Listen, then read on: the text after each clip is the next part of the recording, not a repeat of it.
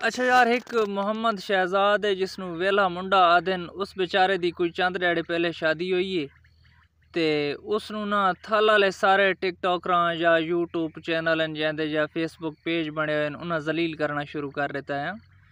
कोई जनाब आदा है उस शादी ते दावत नहीं दी थी, कोई आदा है मैं उसनों मिलन गया वो मैंने मिले नहीं, कोई आदा है उसके प्यो मैनू आख्या वो घर को नहीं वधा। तो मैं सब तो पहले उन्होंने ये दसा आगे ना कि मैं कोई वेले मुंडे का फैन को ना हो सकता है वो अपने घर वधाए तो मैनू चंगा ना लगता हो। लेकिन ये गलत गल है यार कि एक बंदे दे पिछे लग बजना, उसनू जलील करना। वो बेचारा गरीब दा बाल आई, वो अगर चंद टक्के कमा गया है यूट्यूब तू या फेसबुक तो तुसा उसकी सपोर्ट करो यार, क्यों उसनू जलील करने वा।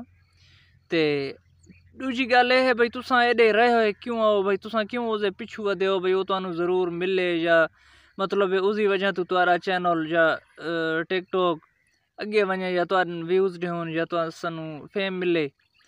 तुसा अपने आप कोशिश करो यार, अगर कोशिश करो तो तुसा ही बन सकते हो, मैं भी बन सकता हाँ। मेरे इस जेड़े अकाउंट तो मैं वीडियो रिकॉर्ड करना पाया तकरीबन इसनू कोई 5 महीने हो गए।